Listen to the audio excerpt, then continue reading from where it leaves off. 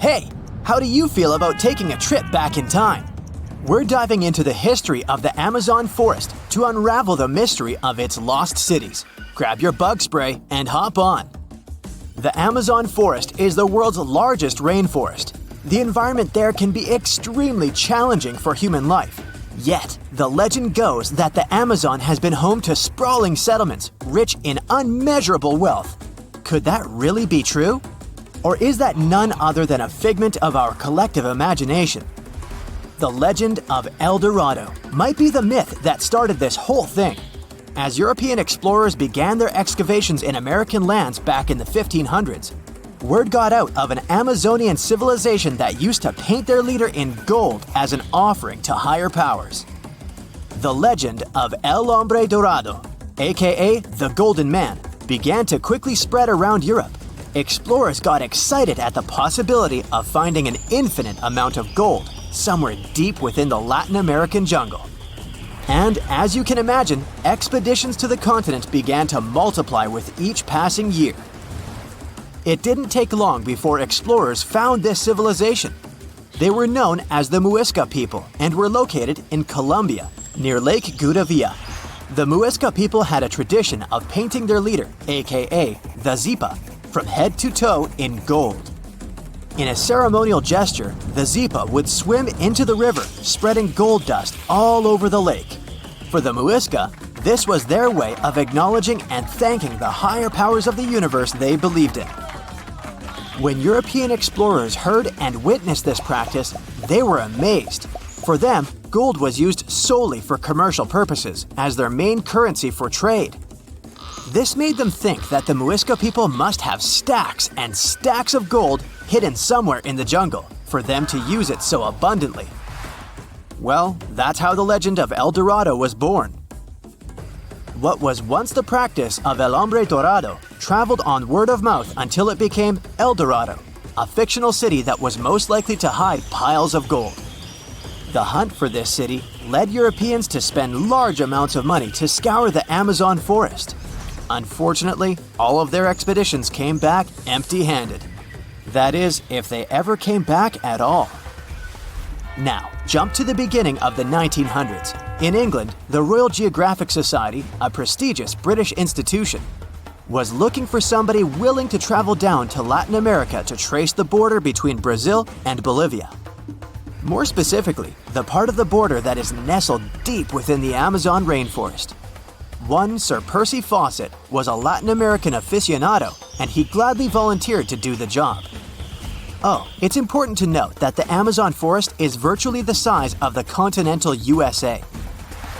It sprawls across 8 countries, including Brazil, Peru, and Bolivia. And trust me, getting around is no easy feat. The jungle is covered in dense vegetation, and in addition to that, it's home to insane predators such as anaconda snakes, panthers, crocodiles, piranhas, and so on. But despite all that, Fawcett was very successful in his mapping adventure and seemed to be wanting to come back more. Back in England, Fawcett would scour diaries from other explorers hoping to learn more about the ancient Amazonian civilizations. He would read about the Incas and the Mayans and the great empires they built. He believed that if the Incas were capable of building empires that stretched over 2 million square miles, this could mean that other Amazonian civilizations could have thrived there too. During his research, Fawcett came across a report from a 16th century explorer. The report told of a city deep within the Amazon forest that held unimaginable quantities of minerals, a town that stretched for 15 miles without any space from a house to house. This report fueled Fawcett's imagination to a new extreme. From then on, he became obsessed with finding what he called the lost city of Z. Over years, Fawcett searched the Amazon forest, usually looking for stone ruins that could possibly indicate human settlements. On his later expeditions, he focused on exploring the state of Mato Grosso in central Brazil. He would travel from Europe and into the lower region of the Xingu River. The trip to the Xingu would take him around 14 days on foot. Then, he would set sail in small wooden boats accompanied by local indigenous leaders that knew the region better than anyone. How he communicated with the indigenous population is still a mystery, since they only spoke in local dialects. Some scientists believe that this could have been the real reason why he never found the city. They believed he wasn't able to communicate what exactly he was looking for. And this was not his greatest difficulty. As we've said before, Amazon is not a kind place for its visitors. In his diaries, Fawcett tells of encounters with a 60-foot-long anaconda, which he bravely survived. He writes of endless sleepless nights and waking up with his hands and feet swollen from mosquito bites. Some of his peers said he was invincible and tireless, but the day came during his 8th expedition when he didn't make it back home. Fawcett disappeared without leaving any trace behind. Some even suspect that he was close to reaching his lifelong goal. On the day of his disappearance, he sent an optimistic letter to his wife saying there was nothing to fear, and that he was setting out on a certain final search. Fawcett's failed attempt to find ruins seemed to support what had become a consensus among experts at the time, that this rainforest was too inhospitable to support large, complex societies, let alone cities. Experts were convinced that the Amazon's lost cities were nothing more than fiction.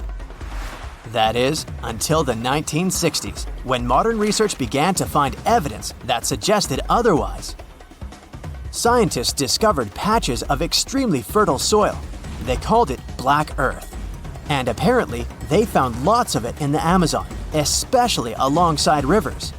Further research even showed that such soil was created by human waste or the intentional burning of forests, which adds nutrients to the soil below, which could only mean bingo!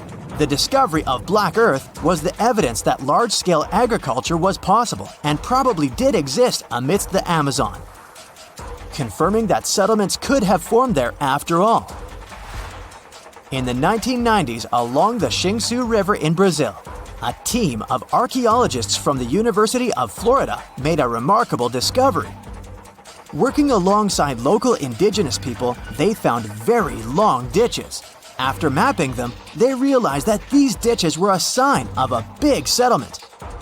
They were remnants of carefully designed walls centered around a plaza. Some were roads that led to more settlements. In fact, just this part of the Amazon, about the size of New Jersey, was once a network of dozens of settlements that experts believe could have been home to at least 50,000 people between 1250 and 1650 CE. Other discoveries were possible thanks to LiDAR imaging, a type of technology that allows researchers to take satellite pictures of the forest's ground without having to step inside of it. A network of trenches in Acre, Brazil, dates back to 200 to 1200 CE. These suggest settlements that could have supported 60,000 people. Other images from near the Xingu River suggest cities that could have housed about 50 million people. These were the lost cities of the Amazon. Believe it or not, these images suggest that Fawcett was very close to a major discovery. He was looking for the ruins in the right place, but he was looking for the wrong thing. Unlike cities such as Cusco, which used stone as their primary material, Amazonian settlements used wood and earth to build their cities. These materials are highly deteriorating and probably decomposed over time. Finding them required a bit more technology than what Fawcett had available at his time. These people can spend more than 5 hours a day underwater, and this must be the closest thing we have to actual mermaids.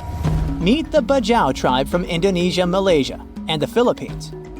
This tribe developed an extraordinary mutation which helps them to almost live in the sea. Known as the nomads of the sea, they've been living near the waters of the Sulu Sea by the Philippines for nearly 1,000 years. Looks like Moana's got competition. Look at their houses. They're built on stilts, and there's a reason for it. These are the traditional lancha houseboats, which are great for getting to the water as often as possible. These little huts can fit a family of 5 and sometimes a community with up to 30 roommates. They're super easy to build. One hut can be completed in only 3 weeks. This also allows the Bajau to move freely across the seas. Since they lived in such a watery climate for generations, thriving on spearfishing and collecting shellfish, they started getting unusual mutations. You're probably thinking about superpowered lungs, but no. They actually developed bigger spleens than the rest of the world. It's 1.5 the size of a normal human. Why is it important? Because the spleen helps store oxygenated red blood cells, so having a bigger one is like having a natural scuba tank. This adaptation is similar to what happens in deep-diving seals, which also have large spleens. Scientists found that they have a special gene called PDE10A that's responsible for this. Bajau can hold their breath for about 10 minutes. For comparison, a regular human can do that for about 30 to 90 seconds. And the world record is 24 minutes and 37 seconds. They also spend up to 60% of their day underwater. And you'll never guess what diets they have. Of course, they eat a variety of sea creatures, especially lobsters, snails, and sea cucumbers, which are known for being very nutritional and even medicinal. They build their boats themselves, fish using traditional methods, and trade their surplus catch with the mainlanders for essential supplies. They also use this money to buy cassava and prepare their cultural dish called cassava pangikai.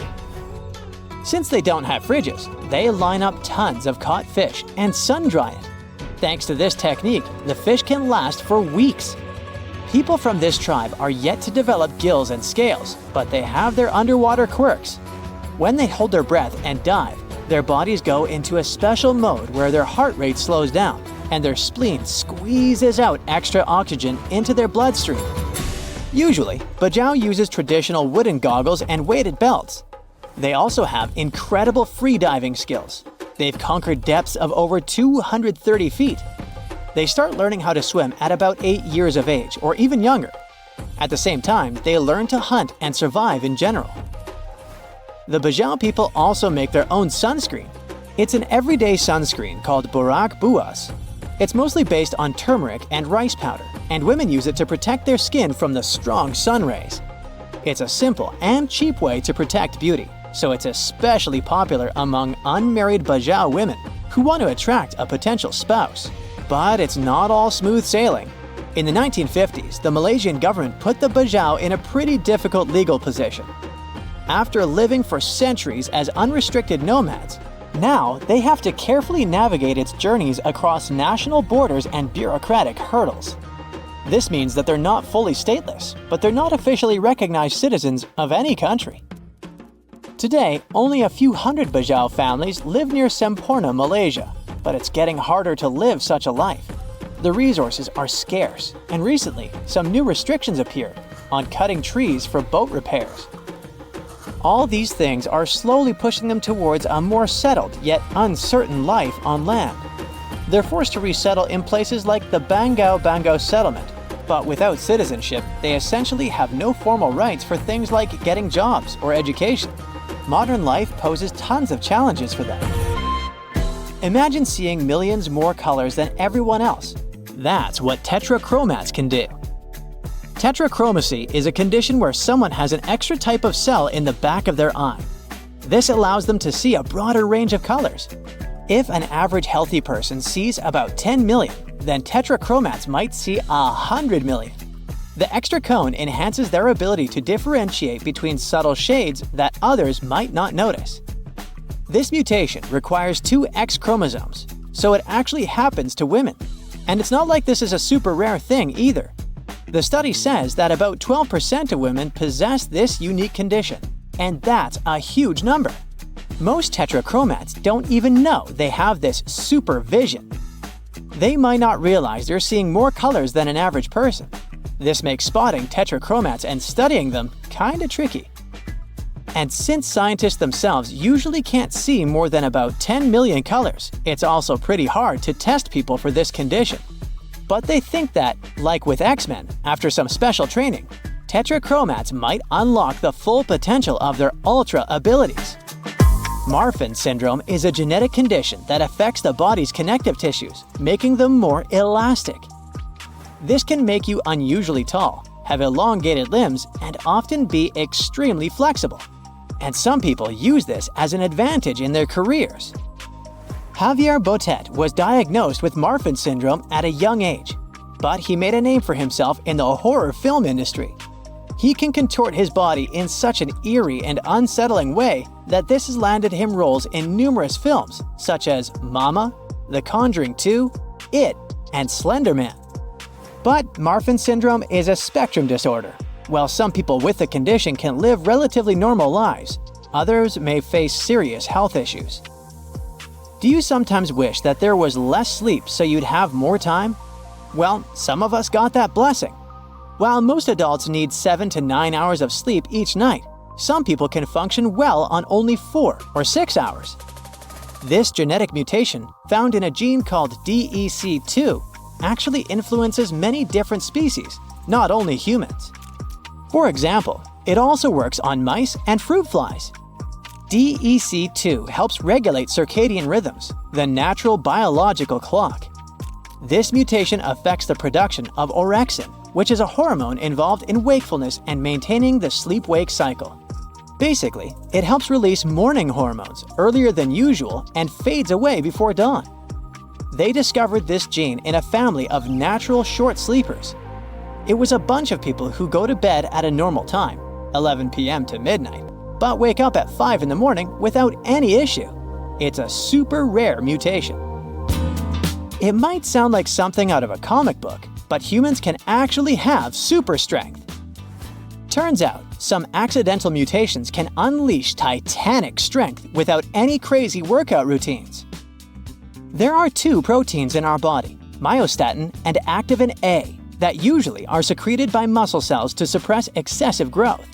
In other words, these 2 help regulate the size and number of your muscle cells, so you don't end up accidentally looking like Schwarzenegger. But as you can guess, some do end up like that. People with this genetic condition don't produce these proteins. Without hitting the gym, they can naturally grow their muscles extraordinarily large, resulting in super strength. It's called myostatin-related muscle hypertrophy. Sounds kinda dangerous, right? And it is. When you become a Superman, there's also the risk of muscle imbalance, heart and joint issues, and other problems. Let's embark on a wild thought experiment. What if we could magically travel to all our ancestors in chronological order? Could we talk to them and actually form some connection? And just how far back can we go while still connecting with them? Well, let's see. Primates were the funky cousins of other mammals. Around 85 million years ago, during the late Cretaceous period, they went their own way and became the first of their kind. Human evolution is very complicated, and we can't draw a distinctive line on where it started. But we're going to start with hominins. Hominins are a group of primates that include all the species leading up to Homo sapiens. So, imagine you hopped in your super cool time machine and landed in the past, way back when hominins were chilling around. What would happen? First off, you'd spot these quirky creatures roaming around with their short, hairy bodies, curious faces, and big eyes. They might look a bit different from you, but that's part of the fun. They were excellent climbers and incredibly curious about the outer world. They munched on fruits, nuts, and whatever they found in nature. And yes, surprisingly, humans aren't meat eaters by nature. Originally, we all were vegans. Of course, with them, you can forget about proper communication. But still, primates are incredibly smart. So, a good old game of charades could do the trick. Mime your way into their hearts with friendly gestures, and they'll be thrilled to see a futuristic traveler like you.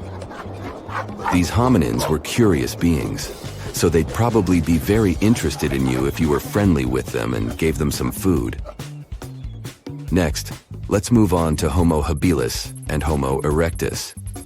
Their period, the Stone Age, started about 2.6 million years ago.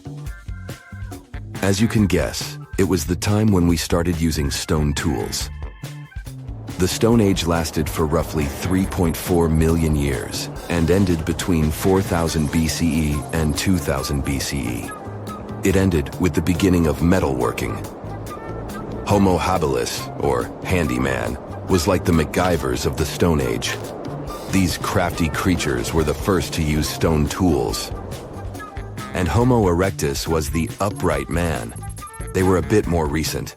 As their name suggests, they were the first to walk on two legs like us. They might have looked a bit different from modern humans, but still. So what were their lives like? Well, they still were true survivors. Homo erectus loved to explore and tinker with things. They made simple stone tools, like sharp rocks for cutting and scraping. They were basically the early inventors. Homo erectus was quite adventurous. They left Africa and traveled to far-off lands, exploring new territories. They were the first ones to set foot in places like Asia and Europe. They lived in caves or simple shelters made of sticks and animal hides. And let's not forget their wild fashion sense. Animal skins and leaves were their trendy outfits. But don't think they just sat around all day. They were hunters and gatherers, seeking out delicious fruits, nuts, and even hunting animals. How would you communicate with them? Well, they used simple grunts, gestures, and body language to understand each other. So, if you met Homo habilis and Homo erectus, you'd be in for a wild ride. You could show them some advanced technology to impress them and teach them some new cool tricks. Next on our list are Homo heidelbergensis and Neanderthals. Homo heidelbergensis was like the cool older cousin of Neanderthals and us. They lived around 800,000 to 200,000 years ago. Picture them as sturdy and strong, with big brains compared to their earlier relatives. They were expert tool makers and loved exploring new places. The Neanderthals lived in Europe and Asia from 400,000 to 40,000 years ago. Neanderthals were super smart, and they had awesome adaptations to cold weather. With their thick, strong bodies and big noses, they could handle chilly winters like champs. Both Homo heidelbergensis and Neanderthals were skilled hunters and gatherers. They'd chase after mammoths and other big game with sharp spears they crafted themselves. But it wasn't all rough and tough. They knew how to have fun too. Neanderthals made art and showed their emotions and connections with each other. With these folks, you could draw pictures in the dirt, dance around, and make gestures. They'd get the idea. And finally, we meet Homo sapiens. Picture this. You're waking up in a cave with your family, trying to keep warm by a flickering fire. The cave is pretty cozy, isn't it? But nope, no permanent homes here. You're part of a nomadic tribe, moving wherever the food is best. Hey, but at least you've got some nifty tools to survive. Grab your awesome handmade spear, crafted by watching others or maybe invented by your genius self. Time to go hunting mammoths. And if mammoths aren't cooperating, just gather nuts, berries, and bird eggs. Stone Age humans were real foodies. They made flour from oats and spiced things up with wild onions and mustard seeds. There were artists too. Using minerals and bones, they created stunning images and even flutes for some musical entertainment around the campfire. You still can only talk in body language and facial expressions. But Homo sapiens were smarter than their ancestors, so you could even teach them basic gestures and their meaning, like hands up for mammoth and stuff.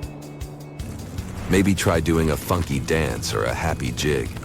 That would get their attention for sure. But this wouldn't be the only way to communicate. Stone Age peeps loved drawing and making flutes, so you could totally join in on the creative fun. Show off your artistic skills with a drawing or two, or maybe even play some tunes.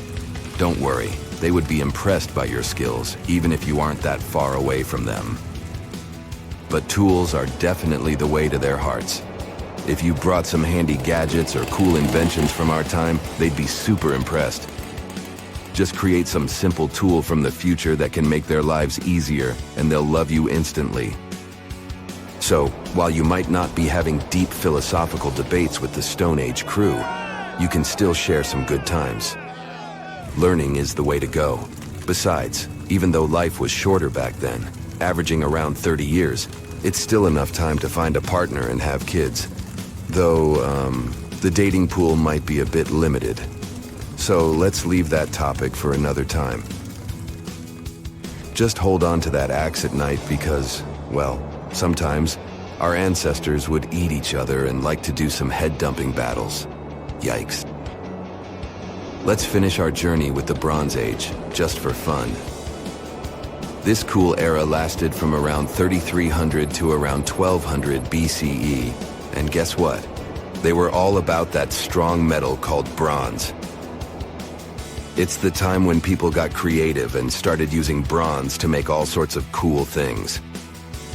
Bronze is a combo of copper and tin, making it harder and more durable than anything else at the time. Awesome civilizations started popping up all over the place. They either made their own bronze by smelting copper and mixing it with tin, or traded for it with other places. So, as you step into this ancient era, you'll be amazed by the sight of bustling Bronze Age cities with majestic bronze gates, amazing markets, and grand temples dedicated to powerful gods. During the Bronze Age, we finally developed languages and writing. Mesopotamia and Egypt were leading the way with their fancy cuneiform and hieroglyphs, the earliest writing systems ever. They were basically the kings of calligraphy. Remember, the language might be a bit different. You'd be hearing unfamiliar words. But with these humans, you can at least use drawings, art, and many other things to communicate. Anyway, this is what meeting our ancestors would be like. What a wild journey through time. So, remember to cherish our past and appreciate the wonders of our modern world. Stay tuned. It's the first day of your long-awaited trip to the Amazon forest. You flew all the way to South America. More specifically, you landed in the city of Manaus. It's the heart of the Brazilian Amazon. So far, you've traveled by air, car, and now water. You are on a tiny boat, moving through the dark waters of the Amazon River. Yes, the river is also called the Amazon. And just FYI, it's the second longest river in the world. It loses only to the Nile River in Egypt. The Amazon sprawls for an impressive 2,700 square miles, beginning in Peru and ending only when it meets the Atlantic Ocean off the coast of Brazil. To get a closer look at the forest, you decide to start by exploring it by boat. First up, you watch some piranha fishing. You can even try to catch one yourself if you like. As you may know, piranhas are carnivorous fish that inhabit the Amazon River, so it might not be your best option to go swimming in these waters. One of the most emblematic species of alligators present in the Amazon River basin is the broad-snouted caiman. It looks pretty much like a regular alligator, except for the fact that it has a yellow chin. Your guide leaves the boat and searches the water to show you a caiman up close. He also tells you of another legendary creature that lives in the dark waters of the river, the pink dolphin. Lucky you get to witness a family of pink dolphins showing their fins near your boat. They look magical from the place where you're sitting. You've probably never known dolphins can be pink, huh? After a few mesmerizing moments, you discover that the dolphin's pink color is nothing but an illusion. The animals are originally pinkish-gray, but due to the brown colors of the Amazon River, they look vivid pink when you stare at them from above. Your guide tells you that the pink dolphin is a central character of Brazilian folklore. Locals believe that the pink dolphins can turn into humans and wander off into towns at night. You get off your boat near one of the entrances to the forest. Now you're going to continue your trip on foot. Your guide says that you are venturing into very dangerous terrain. The Amazon is home to some of the creepiest species of wildlife on the globe. But don't worry, we'll get to see a lot of them today. You've come prepared, of course. Bug spray, a raincoat, and your sharp eyes. Inside the jungle, you need to be alert at all times. You may have heard legends of the anaconda, a snake that can swallow animals as big as a cow in one go. Sorry to break it to you, but those are not just legends. Reptiles like these do actually exist. They live deep in the jungle. Is it right there, moving between the trees? Is it a spider? The so-called Goliath bird-eater is a monster spider. Its legs can grow up to a foot in length, and the spider itself can weigh around 6 ounces.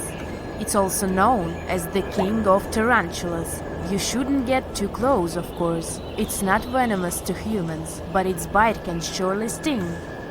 As its name suggests, the Goliath bird-eater can even eat birds, as long as they are smaller than it is. Up next, you run into another species of spider that draws your attention. This one is so tiny that you almost don't see it. It's known by the popular name of the decoy spider. You see one of its creations, a gigantic spider built by the tiny Cyclosis spider in order to scare off large predators. This is as amazing as it is creepy. A spider that uses the remains of other insects and dry leaves to create the image of a large spider on its web. If it fools predators, perfect! But to us humans, this work of art looks almost endearing. Who knew there were artists in the arachnid world? Near a small lake, you witness a unique scene. A large snake is slowly slithering its way toward a lizard that is resting on a rock. The lizard seems obvious to the presence of the dangerous reptile, but right as the snake is preparing to attack, the lizard flies the scene in its iconic way. The so-called basilisk lizard is famous for its ability to walk on water, or rather run across the water. This isn't an illusion, just a matter of balancing. The small lizard moves its legs on top of the water very fast, while its long tail serves as a counterweight. I wish I could do that. If you've ever wondered what a frog looks like on the inside, you've come to the right place. Right in front of your eyes, there is a rare local species of frog. It's known as the glass frog.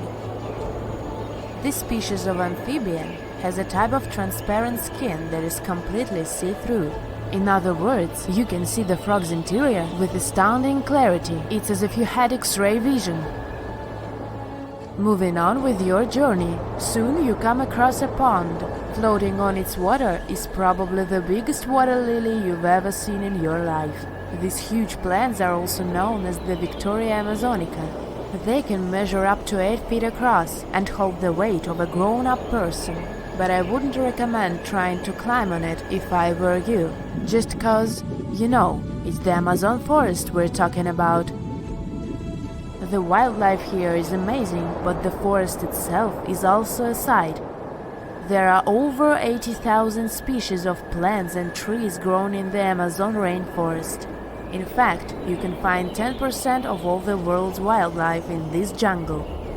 An estimated 400 billion trees grow on the gigantic area the forest occupies. Of course, this place is bound to be biodiverse, right? You won't be able to witness this phenomenon during your trip, but your guide tells you about a unique species of tree that is famous for being able to walk. Yep, you've heard correctly. There are walking trees in the Amazon rainforest. They don't have legs or anything like that, but they do move around in search of better lighting conditions. The Amazon canopy is so thick that only 1% of sunlight can reach the forest floor. Because of this, some trees end up getting less sunlight than others. The so-called walking palm trees seem to be adapted to this situation. They grow new roots, which helps them move for 1 to 2 inches per day. They can walk up to 65 feet per year. Maybe that's what inspired John Ronald Reuel Tolkien to create ants, huh? Those are pretty similar tree beings that roam freely around the world. I kid you not, it's not only wildlife that inhabits the Amazon. Actually, over 30 million people live in the forest. And there are also ancient settlements that scientists believe to have been thriving there. And I'm not talking about El Dorado, that's just a myth. But in 2018, a groundbreaking study showed that up to 1 million people probably inhabited the Amazon between 1250 and 1500 CE. Can you imagine that? Working alongside local indigenous people, researchers from the University of Florida found several mounds in the Amazon. Besides these mounds, they also discovered interesting ditches and geoglyphs. After mapping all of these recurring mounds, scientists understood that this was a sign of an ancient settlement. They found remnants of carefully designed walls centered around plazas. This could only mean that these ancient cities were big and could host hundreds of thousands of people. These findings brought back the idea that the Amazon could have been home to thriving civilizations way before the Europeans arrived there. But rather than cities drenched in gold, they were simply well-developed agricultural societies. Throughout time, scientists have managed to uncover about 6,000 early human fossils, ranging from skulls to teeth. For some of these fossils, it was a breeze. Researchers could instantly identify them as belonging to, say, the Neanderthals. However, when it came to others, things got a bit trickier. Some fossils just didn't fit into any existing categories. So, what categories of prehistoric humans do we actually know about? Well, up until recently, we recognized 8 different species of early humans. One of these is Homo habilis, which means handyman. You'll recall that Homo is Latin for human. They resembled regular primates, but were pivotal in our evolution. They were the first to create stone tools, which significantly aided their daily activities, such as butchering. Next up, we have Homo rudolfensis.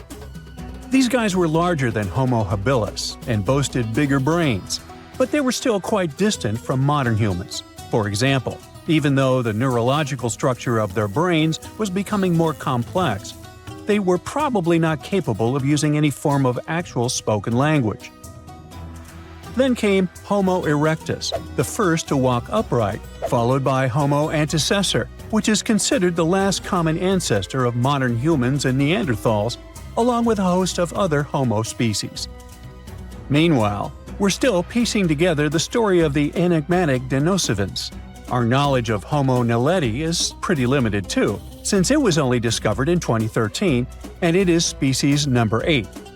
Interestingly, Naledi means star in the Sotho language because they were found in a cave called Rising Star. Scientists were taken aback by them. Everything suggested they were around 2 million years old. But after closer examination and some tests, it turns out that the Naledi species is much younger, between 236 and 335,000 years old. Their hands were adapted to making tools, yet no tools have been found nearby. Long story short, they're a puzzling species, and there's still so much more to learn about them. So even though today we have only one human species on our planet, Homo sapiens, we continue to discover ancient species that are long gone. Now you might wonder why researchers study these extinct species. The truth is, they need this knowledge to piece together the intricate narrative of our prehistoric past. In 2024, a significant discovery emerged, the 9th human species, named Homo giluensis, which translates to large-headed. Researchers suggest that this species hunted wild horses, crafted stone tools, and processed animal hides to survive harsh winters. A researcher from the University of Hawaii noted that the discovery of this potential new species came about while his team was developing a novel method for classifying fossil evidence. Interestingly, one potential representative of Homo giluensis isn't entirely new to science. The Denisovans, first identified in 2010 through DNA analysis of a finger bone found in Siberia, have yet to be classified as a distinct species. Some scientists propose that they may actually belong to this newly identified group. These big-headed individuals could help shed light on the long-standing mysteries surrounding these hominin fossils, which have puzzled researchers due to their mixed characteristics of Homo erectus and Homo sapiens. You see, sometimes it's tough to call a spade when you don't even know what a spade looks like. You get the idea? Many unsolved mysteries linger, simply because scientists haven't had this crucial, big-headed piece of the puzzle. So theoretically, we modern humans could also be considered a bit of Homo juluensis. You don't believe me? Well, watch this. We need to consider two key facts for this equation. First, there are the Denisovans, a group we might refer to as Homo juluensis from a scientific perspective. Yeah, this is just a theory proposed by some researchers, but let's roll with it for now and pretend it's a fact.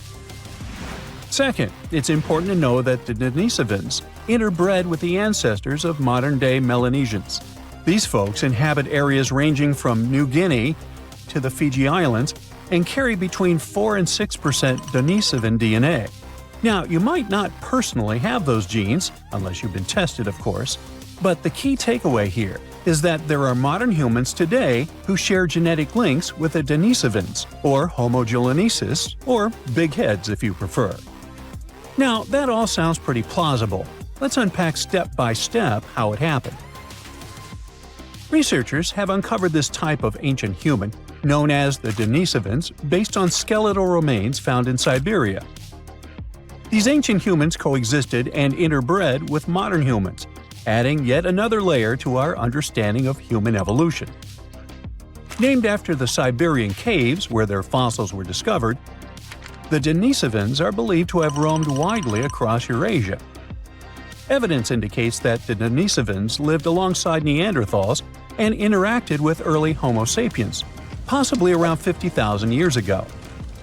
A team of scientists successfully sequenced a complete genome from these ancient hominins using nuclear DNA extracted from a finger bone.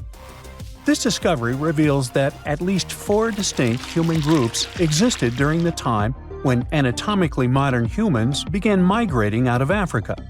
Alongside modern humans and Neanderthals, we now have to consider the Denisovans and another small human species from Indonesia, often referred to as the Hobbit, when discussing our evolutionary history. One intriguing question that arises is why Denisovan genes are predominantly found in modern Melanesians, yet absent from other Eurasian populations. Remember that 4 to 6%? One hypothesis suggests that interactions between the Denisovans and early modern humans were limited and brief, especially as humans migrated throughout Southeast Asia into Melanesia. Scientists speculate that only a small number of the Denisovans may have interbred with a larger group of modern humans. This could explain how the Denisovan genes made their way into the gene pool despite the likelihood of infrequent encounters. Anyway, the more scientists dig into our past, the more fascinating things they uncover about our ancestors. Take Neanderthals, for example. Did you know these guys were responsible for creating the very first piece of art ever? I had no idea. But a 2018 study of ancient cave art in Spain revealed what are now considered the oldest known artistic creations. We used to think Neanderthals lacked the cognitive skills needed for art, but it turns out they were actual art pioneers. Not only did they create art, but they also seem to have invented hashtags thousands of years before Chris Messina did it in 2007. Right, I'm kidding, but you'll soon get why I mention hashtags. The artworks found in several caves in Spain include simple hand stencils, a ladder-like drawing, and various other markings. Until recently, these prehistoric pieces were believed to have been made by early humans. But new testing methods suggest they're much older than we thought. Above all, the earliest recognized Neanderthal artwork, which looks like a hashtag, was discovered in Gibraltar back in 2014. To determine the age of these artworks, scientists employed advanced dating techniques using eHarmony and Match.com. Oops, wait a minute, wrong dating techniques. They actually used uranium and thorium radioisotopes instead of the traditional carbon dating. Once the necessary tests were completed, they confirmed the art was approximately 65,000 years old, 15,000 years older than the previously oldest known art from Indonesia. At that time, the only species around were Neanderthals, so it's safe to say they were behind these creations. Modern humans didn't arrive in Spain until about 20,000 years later. Hey, it was a long commute. That rules them out as the hashtag creators. The hand stencil was likely created intentionally, with the artist preparing the pigment and applying it over their hand. Plus, the caves also contain a collection of painted seashells that are an astonishing 115,000 years old. Some of these shells have been drilled, suggesting they might have been used as jewelry. Some specialists argue that the fact Neanderthals created art hints that they might have also had some form of spoken language. So maybe it's time we fully embrace Neanderthals as part of our lineage. They're humans too, just a different branch of our family tree. While these findings are intriguing, some experts remain skeptical about the new dating methods, claiming they're not entirely convinced. Hey, what do you think? Share your thoughts in the comments. There's an amazing place in Ethiopia, East Africa, called Hadar. This place is a treasure trove. We found tons of old animal fossils there. And among those remnants, we discovered something very special: the fossils of a creature called Australopithecus afarensis. One of these guys was found almost complete. You might know it today by the name Lucy, after a famous song by the Beatles. Lucy was a small lady, only about as tall as a kitchen counter. She lived 3.2 million years ago and became a huge celebrity when we found her in 1974. She helped us learn more about our early ancestors, creatures called Australopithecines. Around 10 to 12 million years ago, there was a group of animals that broke into two branches. One of the branches led to modern apes, while the other led to humans. This separation happened because one group decided to stay in trees and became what we now call gorillas, chimpanzees, and orangutans. They moved around using all four limbs and lived in forests. But the other group decided to live on the ground and try walking on two legs. Because of that, their brains started getting bigger over time. And over millions of years, they became bald monkeys who watch videos on YouTube. Yeah, you know who you are. Lucy, like other Australopiths, was a bit different from us. She still looked like an ape and lived during a transitional stage. She could walk on two legs, but didn't do it all the time. Sometimes she climbed trees, just like a monkey. She and her buddies were the first step in human evolution. Then came a new branch of evolution, Homo habilis, or handyman. They were the first members of the Homo genus because they were the ones to start developing stone tools and first show human creativity. They probably used these tools for scavenging and processing food. We found the first clues about them back in the 1960s. They walked around East Africa about 3 million years ago. They were pretty small, about 4 feet 7 inches tall. They didn't climb trees anymore and mostly walked on the ground. Their skull shape already resembled ours, unlike the more pear-shaped heads of Australopiths. That's because they had larger brains. After them, we had Homo erectus, the upright man. They lived about 2 million to 70,000 years ago. The name hints that this was the first hominin species that walked on two legs almost all the time. They were also the first to migrate out of Africa, spreading to Asia and Europe. And here, we had the real breakthrough. Representatives of Homo erectus had even larger brains and learned to make more creative and advanced tools. They created the first choppers, cleavers, and hammers, and used flakes as scrapers and knives. They probably used a lot of things, wood, bark, and even grass to make the first strings and ropes. With all that, they learned how to hunt large animals and probably hunted together a lot. They were also the first ones to start using fire, which changed our history forever.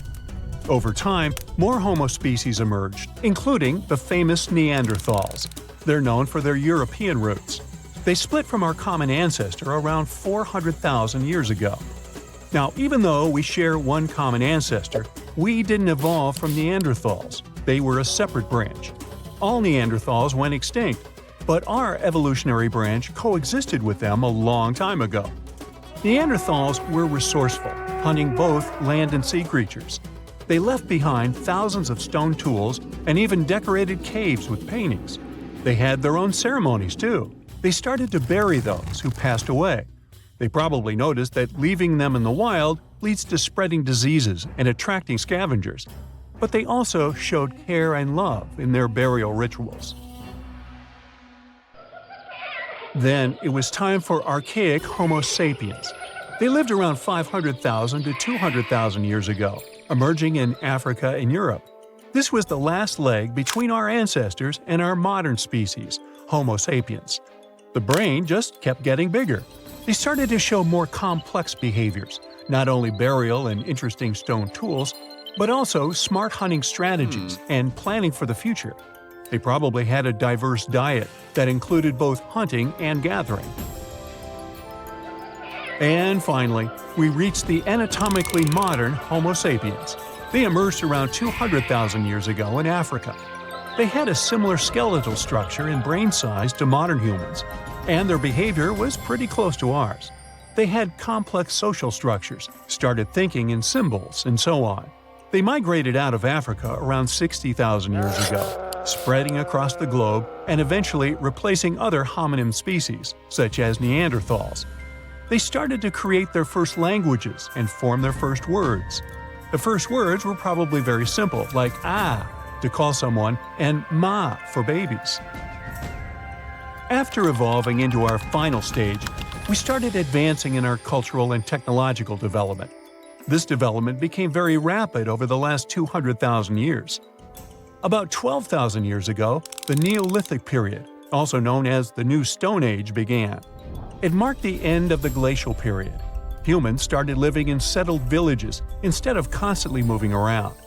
This change was brought about by the advent of agriculture, which allowed people to grow crops and raise animals like goats and sheep. Early humans started to domesticate animals, such as sheepdogs, for herding. We also started making the first art, leaving famous drawings in caves, handprints, animals, mostly cows, hunting, and many others. We even created the first currency. We began using clay tokens for transactions. This marked the beginning of commerce and the use of money. And finally, we started writing. And now the events could be recorded and passed down through written records. This is when history officially began. From that point on, we saw the development of agriculture, the rise of complex societies, the invention of writing and the wheel, and the emergence of civilizations. Our tools became more and more sophisticated, languages appeared, leading to the diverse cultures and societies seen today. So, why have we stopped evolving? The truth is, we haven't. Human evolution is an ongoing process, although it's not as dramatic as it used to be. We adapt to different environments, have different skin tones, appearances, body sizes, and genetic mutations that have influenced traits like lactose intolerance or resistance to certain diseases. But the world we live in today is very different from the one our ancestors inhabited. We don't suffer as much because we've developed technology, culture, and social systems. Thanks to this, evolution slowed down, seeing that we're doing okay as we are now. What we started experiencing is cultural evolution rather than a physical one. Plus, 200,000 years is a pretty short time period, considering the time span of the universe or even of our Earth. We should see what happens to us in hundreds of thousands of years. I won't be around then, but there are some theories about that. There's a big idea that, in the future, humans and machines might merge into one super being.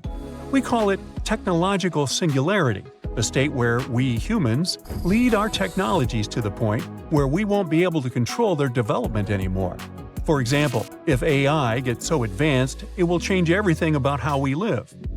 Despite the current rise of AI, we shouldn't be too worried about it taking over the world, at least not in the next few decades. All we've developed now is weak artificial intelligence, little simulations.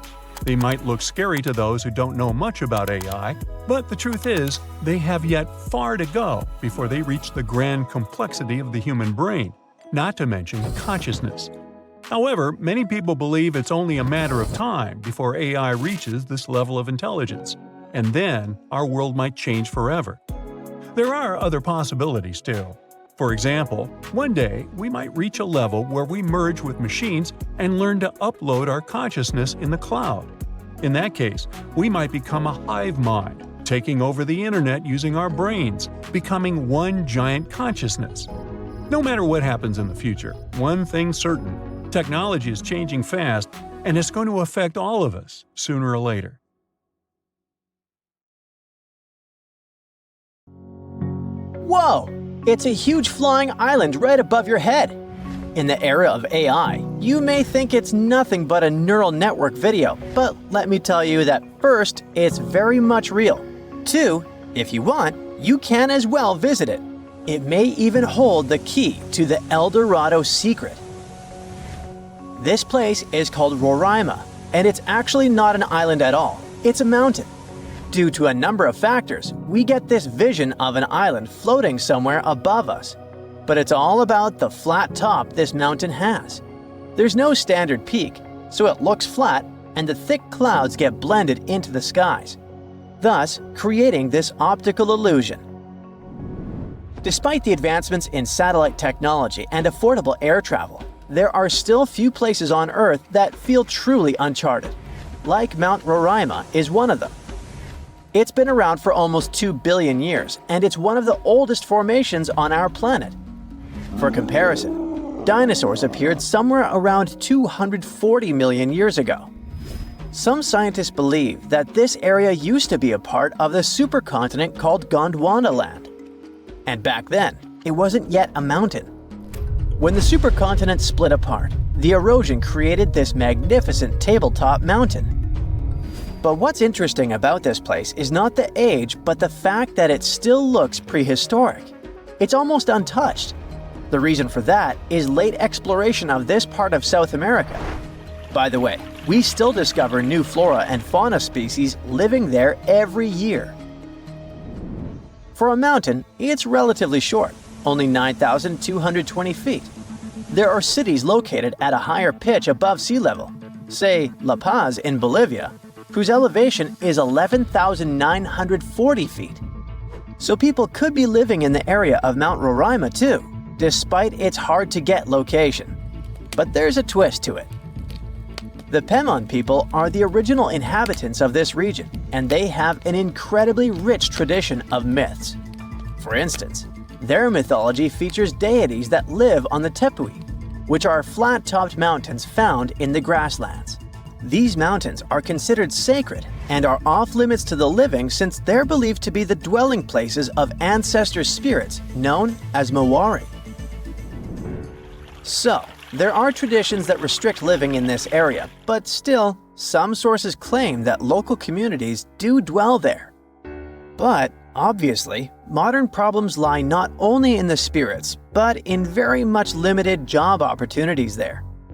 However, guided tours are actually available. So what will you see if you ever dare to visit this place? At the base of the mountain lies an evergreen rainforest featuring trees that range in height from 82 to 150 feet, with some specimens reaching up to 200 feet. Some of them are endemic for sure, meaning that it's the only place in the world where you can find them. Like, you can find orchids as large as a medium-sized tree. It's not a surprise because due to the remoteness of this place, species here may have followed a completely different evolutionary trail, unlike most of the flora and fauna on our planet. Next, you have all the chances to stumble upon a waterfall at the base of Roraima that's been flowing for millions of years. Fun fact, there are no rivers on Roraima summit, but the rainfall seeping through the porous rocks create this incredible view. All combined together make it look like some lost world, right? By the way, Sir Arthur Conan Doyle was inspired by Tepui, these tabletop mountains, when he was writing his The Lost World novel. Yep, it's not only Sherlock he was famous for. Among these natural wonders, Roraima stands out as the most accessible Tepui. There are more similar formations, but they're way less trek-friendly. Yeah, amongst other mountains, Roraima may be the easiest to get to, but still, it is very hard to get there, even taking into account all the modern technologies. So, how did the discovery happen? Hard to say for sure, but there is a theory backed up by official records. Back in the 16th century, here was this Sir Walter Raleigh. Look at his fancy collar and mustache. He was one of the most important people during the Elizabethan period. In 1594, he got to know about a great golden city near the Caroni River. That idea stuck in his mind. Maybe it was something like a get-rich-quick scheme for him. Anyways, 1 year later, he went to explore what is now Guyana and eastern Venezuela, and he described precisely Mount Roraima. On March 22, 1595, an English fleet led by Walter Raleigh showed up off the coast of Trinidad. Raleigh tried to make nice with the Spanish settlers there by trading and even inviting them aboard his ships for some entertainment. After a few drinks, the Spaniards opened up about a person having some particular activities in Guyana, sharing insights about the land's geography and the treasures they believed were hidden inland. Fast forward to April 7th. Raleigh pulled off a surprise attack on the town of San Jose and managed to capture this very person. After squeezing him for information, Raleigh declared his own plan to head into Guyana on a quest for the legendary Golden City. Since his ships couldn't navigate the narrow channels of the Orinoco Delta, Raleigh had his carpenters modify one of them, likely a galleass, to only draw 5 feet of water. This ship could carry 60 men, while another 40 were split among smaller boats. Progress was slow as they navigated through the delta, getting lost in what Raleigh described as a labyrinth of rivers. Eventually, they made their way to the Caño Manamo, and then into the main Orinoco River. A bit further upstream, where the Orinoco meets the Caroni, Raleigh encountered a native chief named Topiawari, and they hit it off. Topiawari revealed that his people had been pushed out of inland Guyana by a fierce tribe from the west. This fed into the prevailing belief, shared by both the Spanish and Raleigh, that El Dorado was home to runaway Incas from Peru. Topiawari also mentioned that the invading tribe was rich in gold, claiming that their nearest town, just a 4-day trek south, was the source of gold plates that were being traded far and wide. But he hinted that even finer treasures lay deeper in the land. Raleigh then made his way to the mouth of the Caroni, but strong currents halted any further progress. He sent out 2 scouting groups on land, while he led a 3rd one. They unearthed a few shiny stones that they eagerly dug out of the ground, but most turned out to be worthless. They learned that a massive lake about 40 miles wide lay at the head of the Caroni, filled with alluvial gold. However, with no way to move forward and the Orinoco's waters rising, Raleigh had to call off the expedition, hoping to come back when conditions were better. It wasn't until 1616, over 20 years later, that Raleigh got the go-ahead from James I for a second try in Guyana. He assured the king he could retrieve a lot of gold from a mine near the Caroni that he had heard about on his earlier trip. James specifically ordered him not to clash with the Spanish, who were still controlling the Orinoco area. When Raleigh arrived in South America, he stayed on the ship while sending Lawrence Kemmys and a team to look for the mine. For reasons that remain unclear, Kemmys ended up attacking and capturing the Spanish town of Santo Tomé, resulting in the demise of Raleigh's son Wat during the skirmish. Unable to find the mine, the crew returned to the ship, and facing Raleigh's anger, Kemmys took his own life. Back in England, Raleigh was put on trial for allegedly lying about the mine and trying to provoke a conflict with Spain, which ultimately led to his execution. Or maybe those were the Maori spirits who didn't appreciate the intrusion.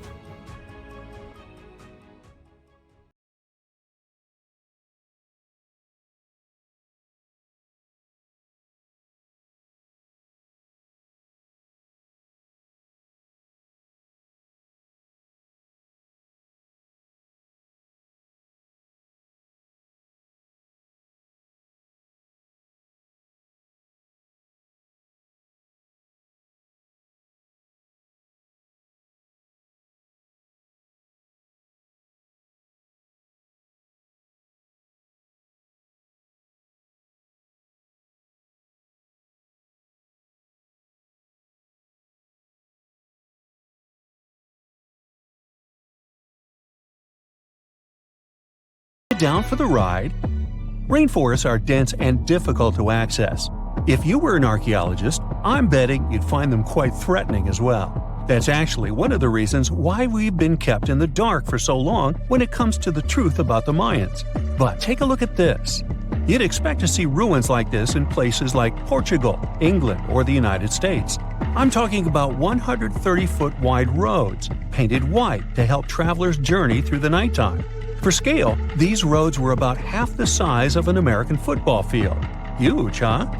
Scientists recently unearthed a 110-mile network of roads such as these, and they think this dates back to before the first registered Mayan ruins we've known so far. These roadways, which sometimes ran over swampy ground and were even elevated at times, are being called the world's first superhighways. Even if there is no registry of animal-powered vehicles, it's believed that the Maya used them to travel around a network of possibly 964 settlements. They were built like a huge spider web, and from what archaeologists have gathered, they worked as an implied system of economic and social interactions. This completely debunks the traditional idea that the Mayan pre-classic period, which dates back to 1000 to 350 BCE, was made of small tribal settlements. Imagine the manpower and engineering ability you need to muster to build something close to these white highways. Scientists believe that these causeways were built pretty much the same way as the Mayans built their pyramids. Oh, and if you're wondering about these gigantic pieces of architecture, don't worry, we'll talk about them in a bit.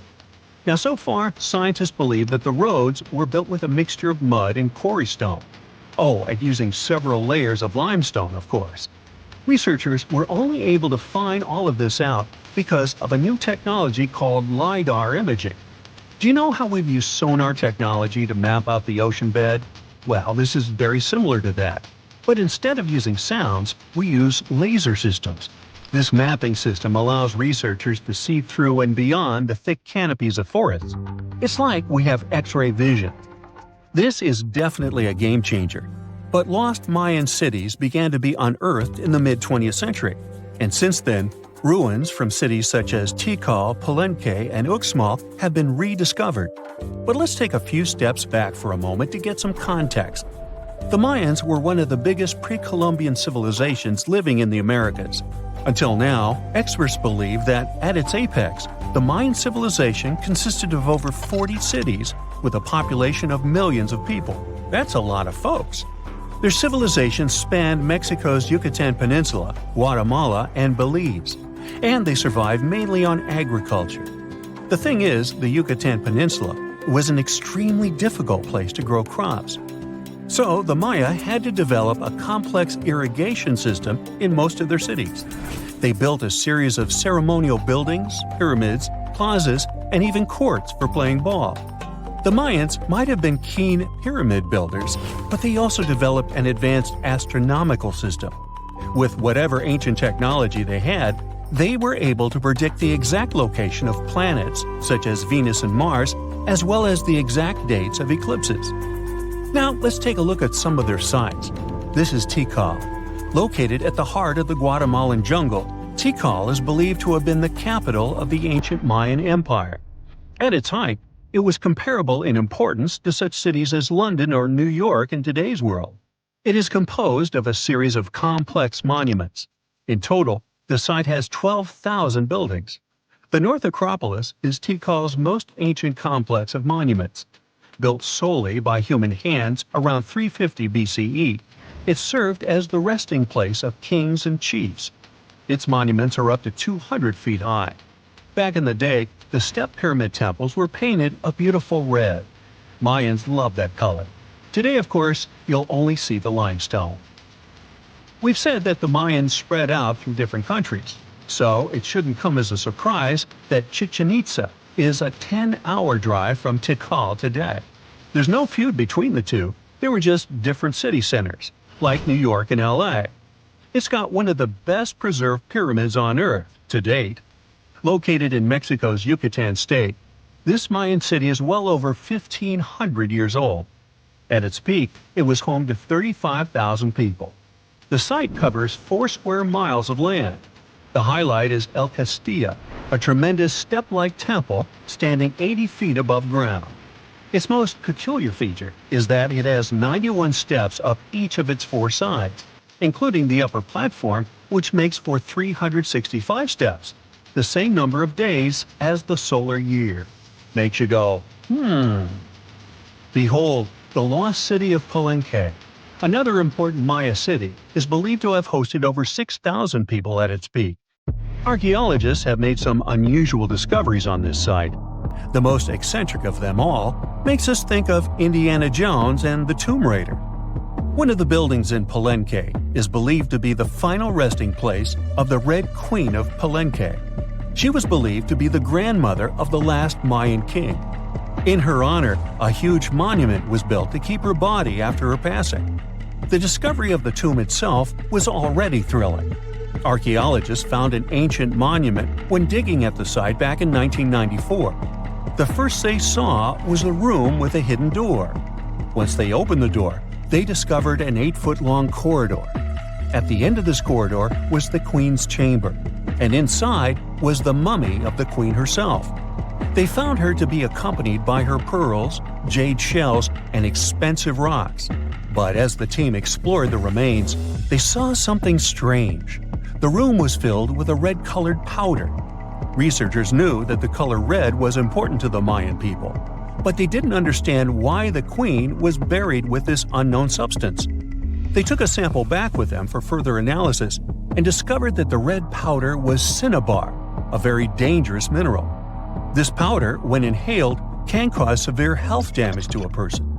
The team concluded that this could only be a trap for anyone trying to steal her riches. Talk about curses, huh? One thing that has always troubled researchers is the lack of evidence on the decline of this almighty empire. What could have been the cause of their demise? Was it a drought? Some disease? New research in 2017 did shed some light on this issue. Using data from a site called Ciabal, located southwest of Tikal, scientists analyzed radiocarbon data from ceramics and archaeological excavations to extract new information about the unexpected passing of this great civilization. The information shows that instead of a sudden collapse, the Mayans most likely fell in waves of social instability and political crises. These events are believed to have deteriorated Mayan city centers and began causing the dispersion of the Mayan population. So, what's your take on the end of this story? Now, let's assume that another species, whether humanoid or dolphin-like, could have existed millions of years ago. How do we find their traces? There was a Doctor Who episode about a non-human industrial civilization on Earth that existed long before us. These reptiles, called Silurians, were forced deep underground by a catastrophic rise of temperatures on Earth, and there they thrived for centuries. That inspired scientists to create the so-called Silurian hypothesis. If there was an advanced civilization before us, we should find their traces somewhere. Well, let's try. Climatologist Gavin Schmidt and astrophysicist Adam Frank decided to dive into this themselves. Like us, any technologically advanced civilization would be hungry for energy, so they looked for global effects that would leave a widespread mark. For example, hints of large-scale industrial processes, like plants and factories, and their leftovers. Then comes the question of how long these civilizations would last. If they existed for a long time, we should look for long-lasting signs, like residues from burning fossil fuels, mass extinctions, synthetic chemicals not found in nature, and even traces of nuclear fission. Basically, we should search for the same kinds of things that humans are currently leaving behind as evidence of our activities. Unfortunately, this evidence isn't that easy to find. Let's imagine an unsettling scenario if humanity suddenly disappeared. Even though it seems like we've left a lot of changes on our planet, the future civilization millions of years from now would struggle to find any remnants of our existence. Why? Well, our planet has existed for 4.5 billion years. Complex life on Earth has existed for more than 400 million years. Compared to that, our industrial period only lasted around 300 years, and we haven't left any significant traces. Our record of Earth's history is full of gaps, especially the further back you look. The fossil record captures only some things, being very selective and incomplete. On average, one fossil emerges every 10,000 years, and dinosaur footprints are even rarer. Mountains rise, oceans change, and plate tectonics can easily wipe out evidence of entire civilizations. After a couple of million years, chances are any physical signs of a civilization would disappear. In order to find at least something, we have to look for things like odd sediment patterns or unusual isotopic ratios. Also, fossils mostly form in water, leaving us in the dark about creatures on land or in the jungles. So even if there was a technologically advanced society millions of years in the past, and even if they were far more advanced than us, we might struggle to find any clues of its existence. Frank and Schmidt try to understand how we could ever hope to spot signs of them. Discovering actual cities would be the ultimate proof of a Silurian-style civilization on Earth. But Adam Frank isn't too optimistic.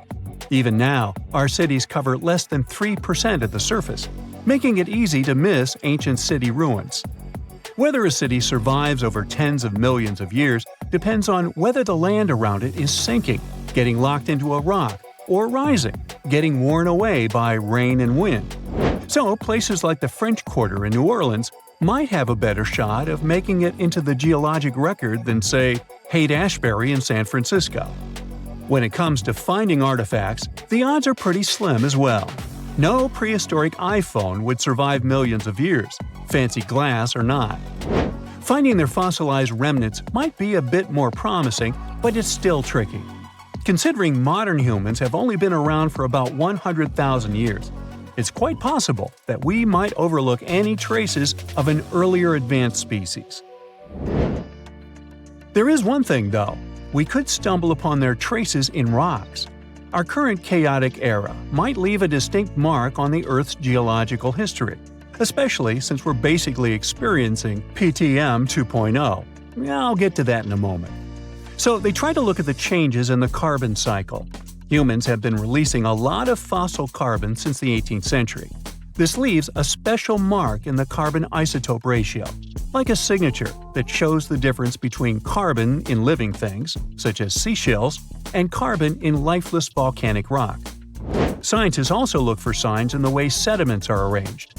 Large coastal deltas might mean that there were bigger rivers made by folks in this hypothetical civilization. Traces of nitrogen could suggest big-scale farming, where they used a lot of fertilizer. Spikes in metal levels in the sediment could mean runoff from heavy industries. Of course, a single find like that wouldn't tell us anything. Schmidt says the key is to look for multiple signs together. Without clear artifacts, the uniqueness of an event might show in various clues rather than a set of changes linked to a single cause. On a quest for Silurian-style clues, scientists even decided to check the Moon. Some astronomers find it surprising that no one has looked into this before. They even joked about the possibility of dinosaurs building rockets and leaving traces on the Moon or other celestial bodies. These astronomers think that Earth-like planets tend to erase signs of civilizations on their surfaces. So they're exploring the wild notion that these beings might have been space travelers. In that case, remnants of their technology, known as technosignatures, could be lurking not only on our Moon, but also on asteroids, or even buried on Mars. There they might endure for millions or even billions of years. Unfortunately, so far, despite digging into the past 380 million years and examining all suspicious events, the researchers haven't found a clear match for a technological civilization. They don't give up, though. Frank calls for more investigation. For example, we could study how modern industrial chemicals stick around in ocean sediments. This, he believes, could help us identify similar chemical traces in the Earth's history. If there are no traces, why do we even bother to find something like that? This research is based on Schmidt and Frank's recent papers. They were delving into the Anthropocene. It's the proposed epoch dominated by human activities on Earth. It's full of these things called hyperthermals. They're prehistoric events when temperatures on Earth sharply increased over a relatively short time. They're like extreme heat waves from the past. A great example of this is the Paleocene-Eocene thermal maximum, or PETM for short.